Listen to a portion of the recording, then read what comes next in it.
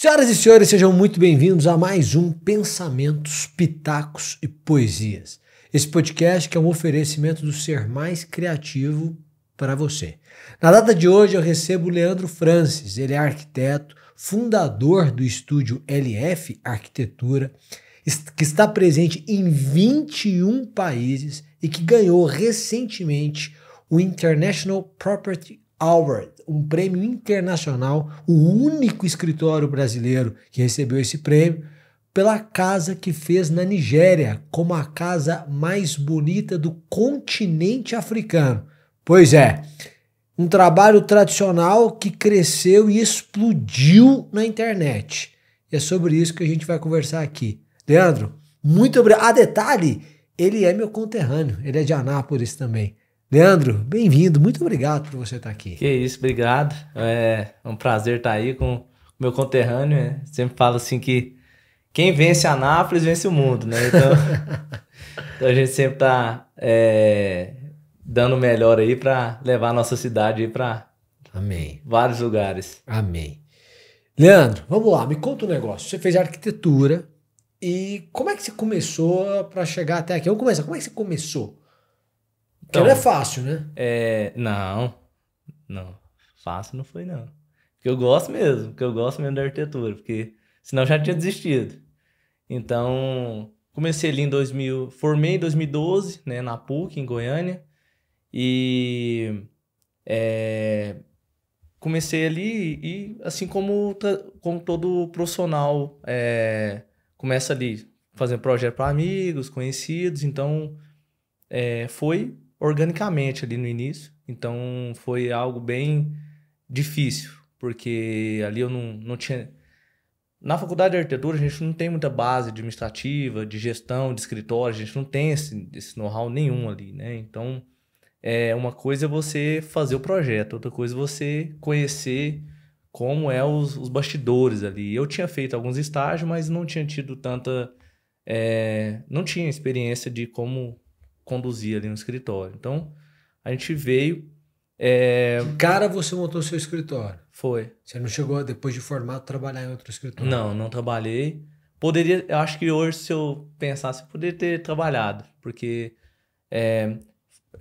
voltei de Goiânia para Anápolis, comecei a trabalhar e as coisas não deslanchavam muito não, porque a minha família não é uma família rica em Anápolis, não tinha sobrenome e tudo, então meu pai é comerciante, né? Então eu tive muita dificuldade no início, por conta de não saber o caminho seguir, né? Então a gente começou ali fazendo projetos para amigos do meu pai, os clientes, pessoas que conheciam, coisas bem simples mesmo. Fiz desde casa popular mesmo, né? De 60, 80 metros, até hoje chegar a casa de 4.500 metros, 5.000 metros, né?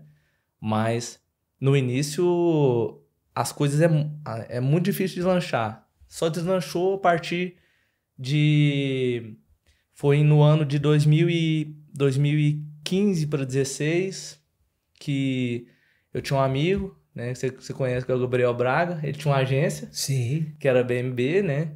E aí um dia ele chegou em mim e falou: cara, seu trabalho é tão bom e monta um escritório, você não monta um local legal e deslancha, né? Falei, cara, não, negócio não tem muito futuro, não, vou devagarzinho. Não, cara, não faz isso não. E insistiu comigo, eu falei, então vou alugar um espaço. E a partir do momento que eu aluguei o espaço, aumentou um pouco minha responsabilidade. E eu tive que contratar pessoas, investir mais, e começou ali.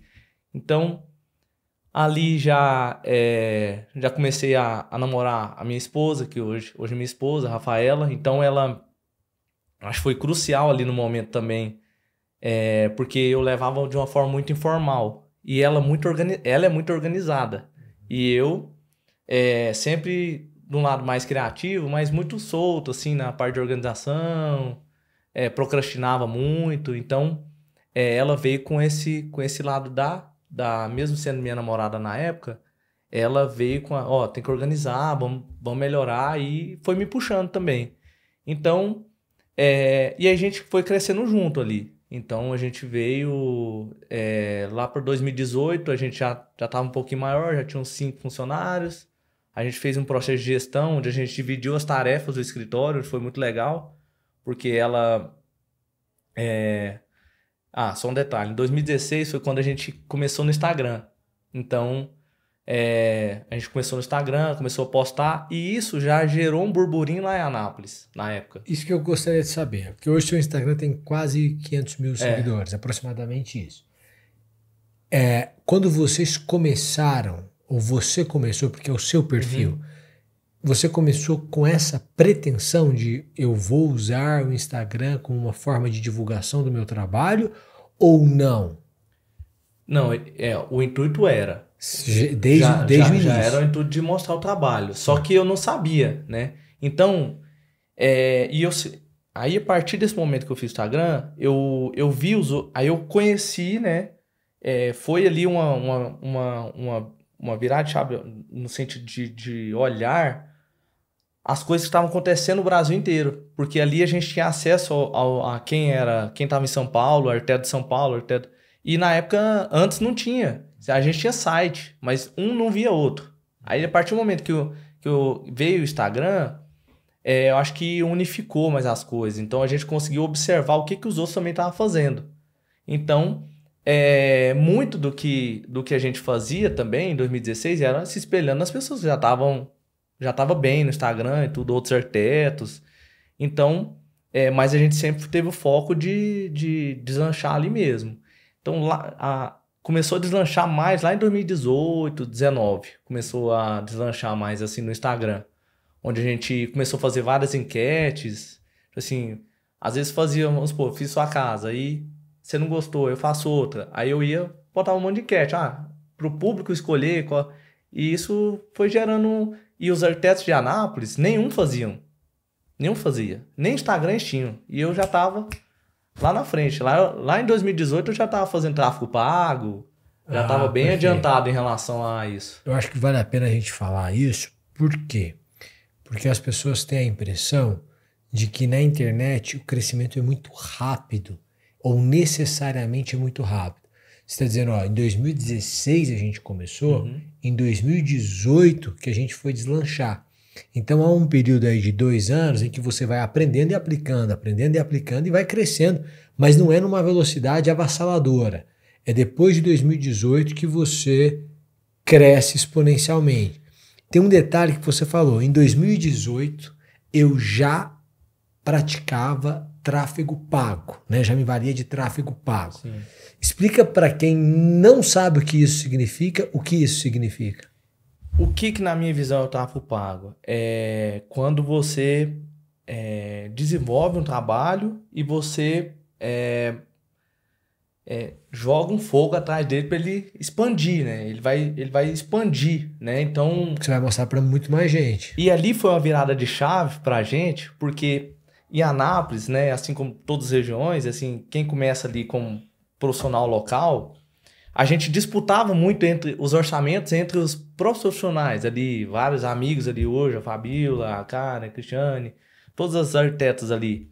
Todo mundo ficava com os mesmos orçamentos. A partir do momento que eu enxerguei que o tráfego pago era a maneira de eu sair de Anápolis. Então o que eu comecei a fazer? Eu estudei as cidades em volta. Peguei um mapa e falei, cara, vou começar a expandir. E comecei a expandir. Vianópolis, Silvânia, Leopoldo. Mesmo? E eu fui fazendo tudo em volta.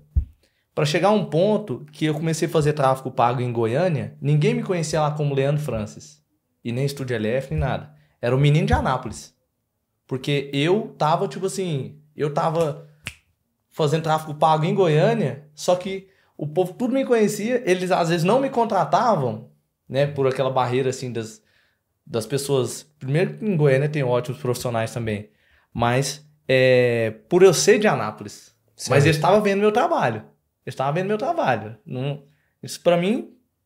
Então, a partir do momento que alguns de Goiânia começaram a me contratar, e aí eu expandi pra Brasília. Tudo com tráfego pago. Então eu pegava, por exemplo... eu fiz a partir do momento que eu tinha a primeira oportunidade em Goiânia, eu agarrava ela e botava tráfego pago nela. Porque quando os outros clientes falavam assim, você tem projeto aqui em Goiânia? Eu falo, tenho. É de fulano, você quer ligar para ele? Então eu já tinha solidez. Fui fazendo isso em Brasília, São Paulo, e foi. Então, Rio. vamos lá. Só para o pessoal entender. Quando ele diz que tráfego pago é colocar fogo na divulgação, significa que ele divulga o trabalho dele, ele patrocina, ele paga para que o Instagram, o Facebook, o Twitter, enfim, onde ele fizer o patrocínio, ele faça uma divulgação para mais pessoas além dos seus próprios seguidores. Ou seja, ele começa a atingir mais gente com o seu trabalho. E aí você fez um estudo de área, falou, vou para essas outras cidades pequenas primeiro. Porque eu estudei as cidades que Anápolis era referência. Você tá entendendo? Anápolis era... Porque Anápolis não é referência para Goiânia. Certo. Anápolis é referência para Jaraguá, Praxeres, Goianésia, Leopoldo, Silvânia, ali em volta. Perfeito. Então, eu consolidei tudo em volta de Anápolis. E você trouxe muitos clientes dessas cidades pequenas? Muito. Isso é legal falar, porque às vezes a pessoa acha que na cidade pequena é difícil ela crescer, mas tem como, né? Tem assim, muita oportunidade. A questão é, você não pode ficar restrito num local só. Então, eu tenho 3 projetos em Anápolis, mas eu tenho um em Silvânia, um em Piso do Rio, um em Leopoldo. Então, juntava tudo, dava 12 projetos no mês. Então, certo. Isso para mim era ótimo. Que isso. Então, agora, se eu ficar só em Anápolis, ou se eu ficar só em Vianópolis, cara, se a pessoa tá, vamos supor, por exemplo, ela tá em Sobradinho, ela faz o tráfego para as cidades ali em volta. Então, ela consegue angariar clientes em volta, para ela ter, quanto mais leads, ela vai ter mais oportunidades. Eu encarava isso, porque a gente ficava restrito no começo ali, vamos supor, tinha 5 pessoas querendo fazer uma casa de alto padrão em Anápolis, um exemplo, né? Essas 5 pessoas brigavam com todos os arquitetos. Então, a partir do momento e aí começava a briga de preço, né? Então, a partir do momento que você tinha muito mais leads em volta e ninguém que não estava fazendo disputa com muita gente, cara... Preço é o seu preço, acabou. Não, beleza. Eu tinha os outros para ficar mais tranquilo, trabalhar mais tranquilo. Então, a solidez, a ter caixa na empresa, fazia diferença no meu posicionamento. Porque se eu chegasse lá, precisasse fechar, vamos supor, eu dei um orçamento de 20 mil reais, e a pessoa começa a pedir desconto, vamos supor que eu preciso fechar, no final eu já fechei por 5. O meu posicionamento é totalmente diferente. Agora, quando chegava, eu já tinha um monte de projeto fechado, eu falava, não, meu preço é tal e... tá bom, se você tem outro orçamento, fica à vontade. Então, isso fez diferença também no meu posicionamento, porque eu tinha mais leads para venda. Perfeito. Aí você conseguiu, você está dizendo o seguinte, eu peguei um projeto em Goiânia, fui lá, fiz o máximo, e aí uma pessoa pediu indicação, depois de Goiânia você foi para Brasília. Então, esse crescimento seu foi todo movido pela internet? Foi. Tudo movido pelo Instagram e tráfego pago. Tudo. Organicamente, assim, aconteceram algumas viralizações. Quando surgiu o Reels, em começo de 2020, que foi ali no começo da pandemia, quando surgiu o Reels, tem um fato também que eu e a Rafaela, minha esposa, a gente sempre estudou muito. Então, eu já fiz todos os cursos de marketing. Eu fiz Paulo Cuenca, eu fiz Yeser, eu fiz todos os G4, eu fiz... você fez tudo isso. Fiz curso Marcos, eu fiz curso Pago Marçal, fiz curso do Wender Carvalho, fiz todos os cursos. Então, tipo assim, eu sempre... eu adoro estudar, assim, no sentido de gestão ou de marketing. Então, quando veio a pandemia, que aí foi a gente tava em crescente, mas e quando veio a pandemia, a gente fez assim, ó. Por quê? Porque a gente também sempre focou muito na parte visual. Então, os vídeos, os 3D que passavam, então, no Instagram. Então, quando veio a pandemia, a gente estava sozinho. Ninguém fazia os vídeos que a gente fazia. Ninguém, eu falo, assim, a nível mundial. É mesmo? Ninguém fazia. Ninguém fazia com a velocidade que a gente fazia. Todo dia eu postava 2, 3 Reels. Isso é uma boa coisa. Qual é o volume de conteúdo que você produz? Hoje eu posto um. Por dia. Quando ele está viralizando, por exemplo. Então, agora eu tenho 2 posts que tá viralizando, que é o de uma casa que eu fiz pro Luciano, que é o jogador de São Paulo, e uma que eu fiz pro Edson, que eu já tinha postado... Edson da dupla Edson e Hudson. Aí eu já tinha postado eles e eles tinham viralizado. Eu falei, já tinha uns 2 meses, eu falei, vou postar isso de novo. Tá viralizando de novo. Então, agora eu fico mais tranquilo. Porque eu deixo eles crescerem mais, ter um alcance maior. Mas quando eu não estou viralizando, por exemplo, postei tem 2 semanas e não tá viralizando assim com 2, 3 milhões de visualizações no post, aí o que eu faço? Aí eu começo a testar outros formatos.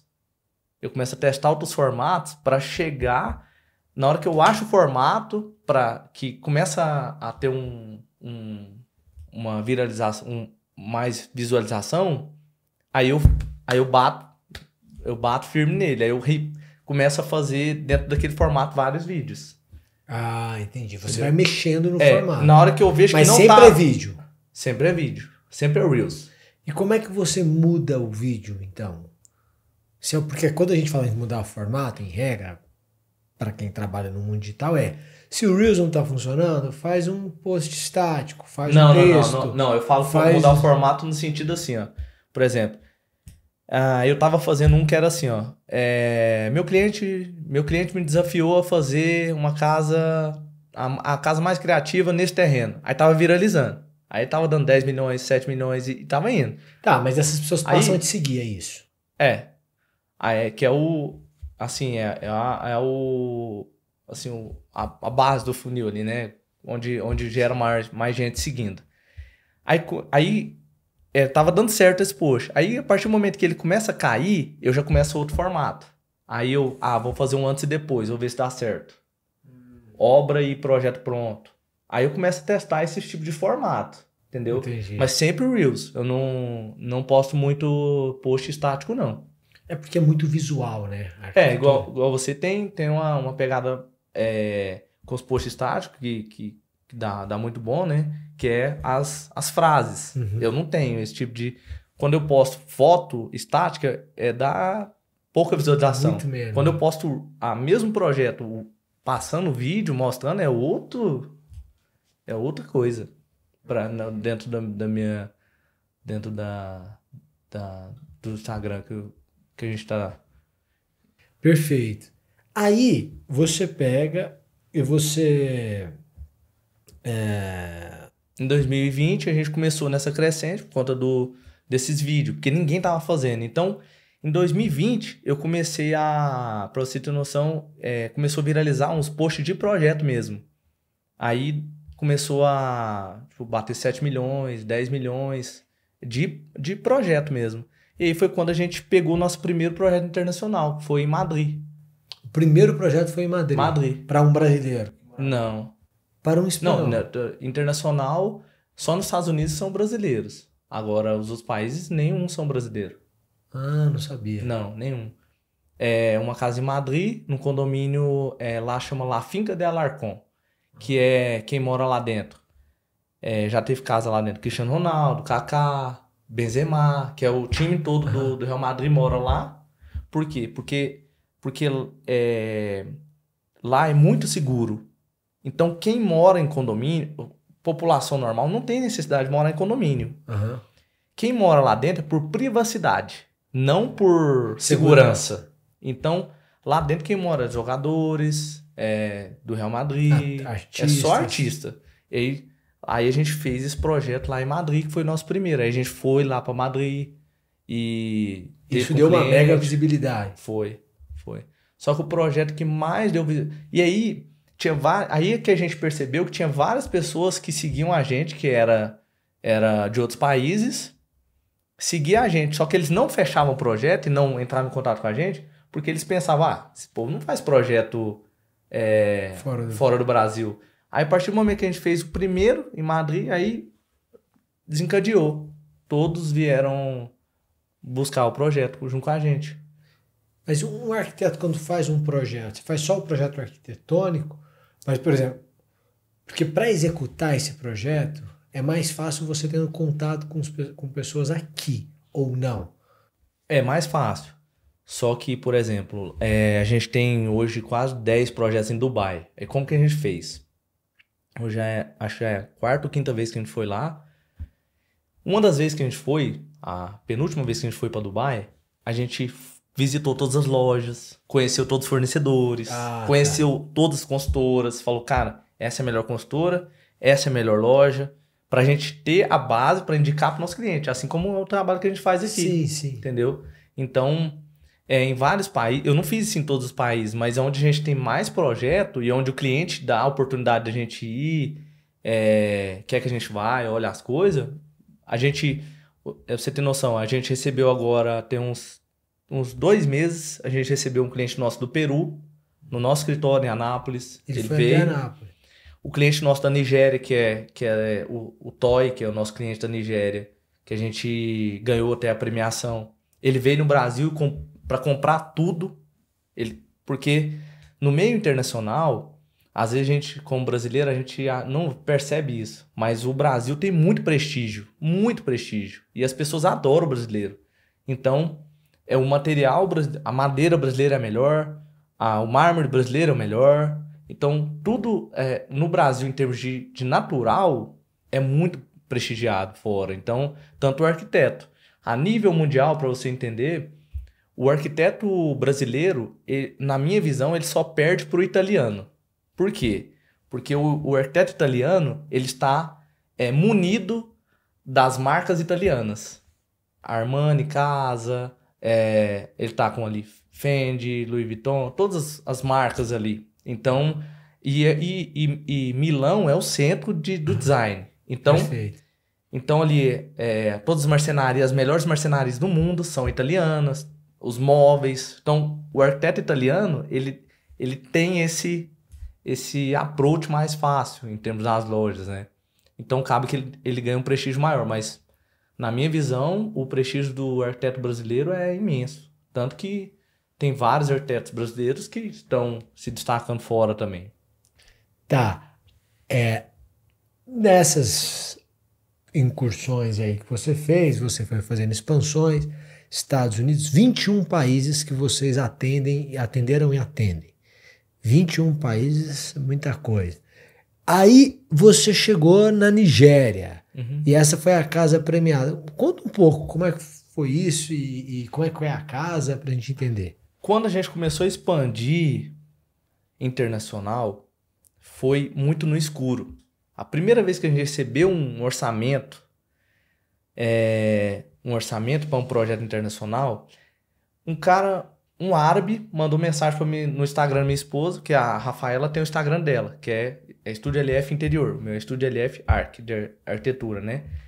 E mandou, na época a gente estava viralizando com esses posts, eu e ela muito competitivo. Então a gente ficava assim, vamos, quem dá mais valorização e tal. Então a gente sempre foi muito competitivo nisso, uma competição saudável entre eu e ela. E aí um árabe procurou ela. O cara tudo vestido de árabe, na foto do WhatsApp, e com uma águia, né? Falei, não, esse cara não quer fazer orçamento não, tá dando em cima da morena, só pode, porque não tem lógica não. Aí ela falou assim, não, mas olha aqui, aí ele queria fazer tipo um projeto de interiores e tal, de 2 casas, cada casa de 5 mil metros. Uau! Falei, e na época a gente tinha nem condição de fazer esse projeto. Pela equipe que a gente tinha, não tinha, a gente não sabia nem dar orçamento. Então, foi muito teste. Então, tipo assim, a gente foi testando. A gente não sabia quanto cobrava, a gente não sabia como fazia. Então, esse projeto da Nigéria mesmo, era uma casa que ele comprou, era uma casa que tinha paralisado e não tinha terminado. Tava no reboco a casa, 2 casas, uma de 3.500 metros e uma de 2.000 metros, no mesmo terreno. Ele comprou, o Toy comprou e virou para mim e falou, olha, entrou em contato e falou, olha, eu queria que você fizesse um retrofit, fizesse uma fachada e tal. E aí eu falei, só uma fachada? Tá.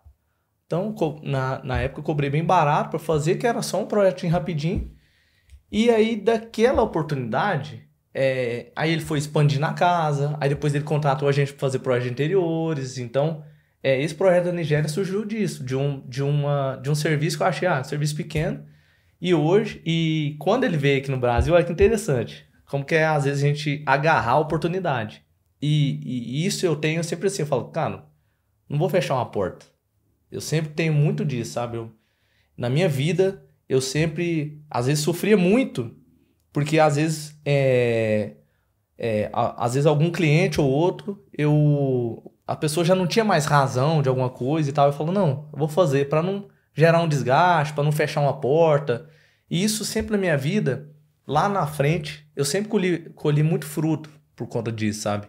Porque eu nunca tive dessa questão de embate, de fechar uma porta, deixar uma pessoa, às vezes, sem responder, né? Então, para você ter noção, quando ele veio no Brasil, ele falou pra gente, falou lá no escritório, ele veio com a esposa dele, falou, olha, eu contratei vocês porque eu vi um vídeo de você, eu vi um vídeo seu falando pra mim que eu vi você desenhando. Aí eu falei, mas, tipo assim, mãe, por quê? Ele falou assim, não, eu vi a sua alma. Eu vi que você tinha alma quando você desenhava. E os outros arquitetos mostravam só projeto. E ele tava orçando com outros arquitetos brasileiros. Ele me escolheu por conta disso, que ele falou, cara, eu vi que você amava o que você fazia. Então ali foi um momento, pra mim foi uma virada de chave, porque aí eu comecei a mostrar não só o meu projeto, mas como eu fazia. A forma que eu fazia era desenhando, todos os meus projetos eu começo tudo à mão, eu adoro fazer isso. Então, isso não deveria ser um diferencial, mas hoje porque a maioria faz tudo no computador. Então, até hoje eu desenho tudo à mão, depois que eu passo para minha equipe para fazer no computador. E ali, pra você ter noção, o Toy, ele é dono da aviação da Nigéria. Ele tem a maior consultora que tem lá na Nigéria é dele. Então, ali abriu várias outras oportunidades para mim. E hoje eu sou arquiteto dele lá na Nigéria. Então, a partir de uma pequena oportunidade que eu tive, a gente pegou várias outras coisas. Mas essa casa dele virou uma casa única? Porque eram duas casas no terreno. É uma casa só de hóspede. Ele fez uma casa para os hóspedes e uma casa de 2.000 metros. A dele hoje já está em 3.000, quase 4.000 metros. Aí ele foi expandindo, fez subsolo, foi expandindo. Fez uma área gourmet gigante. Aí foi expandindo e agora tá finalizando lá a casa. A dificuldade de lidar com uma casa de 4.000 metros é muito maior do que para desenhar uma casa de 1.000 metros ou a complexidade é mais ou menos a mesma? É muito maior. É muito maior. É porque... vou dar um exemplo para você. Eu tô fazendo uma casa de 4.500 metros no Aldeia do Vale. Para um cliente de Goiânia. 4.500 metros? De área construída? Área construída. Meu Aí Deus. o terreno dá em torno de 12 mil. Qual que é a dificuldade? Porque você não tem limite de orçamento. E você fala, ué, essa é a dificuldade? Por quê? Porque você tem que ir no máximo da sua criatividade. E não é qualquer um que vai fazer. Não é qualquer um que vai fazer. Então, tudo que você vai fazer, você tá fazendo 50 metros. Então, você tem que analisar questões topográficas, questões de insolação, questões estruturais, tudo. Só que você tem que dar o seu máximo. E quando você tem essa liberdade, ela é uma coisa boa, mas ao mesmo tempo você fala, cara, agora eu tenho que botar no 12. Porque eu tenho que mostrar para o meu cliente algo inovador. Tenho que mostrar algo que ele nunca viu. Porque ele me pagou caro, ele está me dando todo o orçamento que eu quiser. E se eu não mostrar uma coisa para surpreender ele vai me dispensar e contratar outro em outra semana. Perfeito. Essa é a dificuldade que eu vejo, sabe? Tipo assim, quando você trata com esse público assim de bilionário mesmo. O que muito é dado, muito é cobrado, né? Então, assim, se você mostra um projeto que não é muito ousado, dentro da minha linha, que é uma linha muito mais futurista, mais moderna. A sua linha é futurista, né? Eu já reparei isso. Bem mais moderna. Então, quando a gente... se eu mostrar um projeto desse e o cliente não se surpreender, eu falo, nossa, eu não esperava isso do Leandro. Isso é o que a gente tenta evitar ao máximo. Tenta evitar. E graças a Deus a gente tem tido... a gente tem uma equipe muito grande. Eu sou muito... É um ambiente muito colaborativo lá no escritório. Então, todo mundo dá palpite no projeto. Então, isso acho que faz com que os projetos seja cada um diferente do outro. Não seja tudo padrão. Só para as pessoas entenderem em termos de dimensão, quantos arquitetos trabalham com você hoje no escritório? Hoje são 25 arquitetos total e fora a equipe de marketing, RH, de administrativo, financeiro. Então vai dar uns 30 e poucas pessoas. E aí parte faz interiores, parte... Metade interiores, que é do time da Rafaela. Ela é arquiteta também? Eu não sabia. Ela é arquiteta, Rafaela Lima, e ela comanda a equipe de interiores. E metade é da minha equipe de arquitetura. Então a minha equipe desenvolve inicialmente, a gente faz até a aprovação em condomínio e prefeitura. Depois ela segue com o detalhamento de tudo, né? Desde uma tomada até um puxador de porta, tudo, né? De interiores. Os seus projetos são futuristas, como você falou.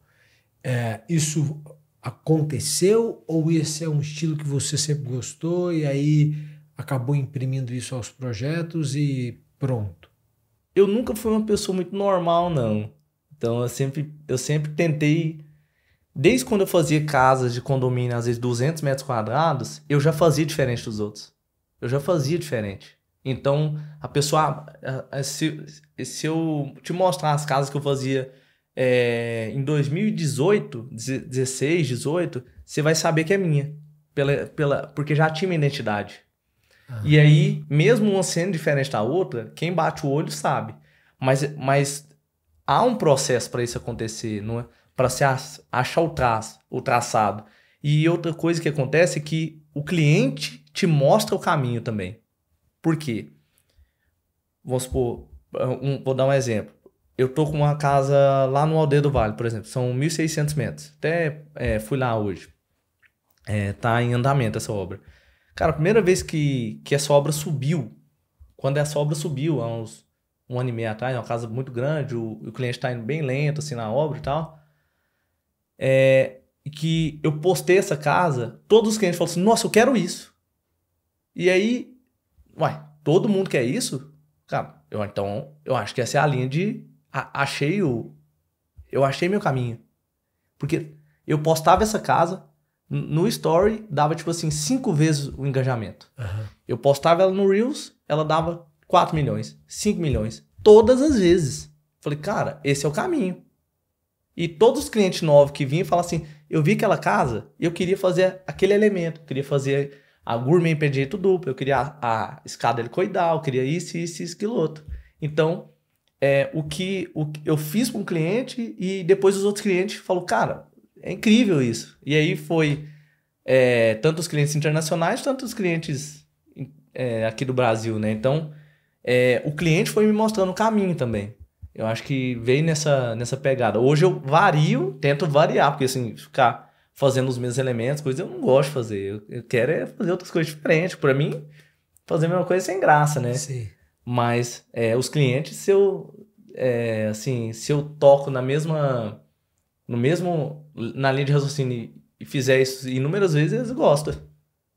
Tem tipo de elementos que eu faço que eles falam, nossa, posso fazer 1000 vezes se eu quiser. Só que eu não gosto. Se você pudesse dar um conselho para um arquiteto ou um profissional liberal que está se formando agora, ou que está tendo dificuldade na profissão, que conselhos você daria para essas pessoas?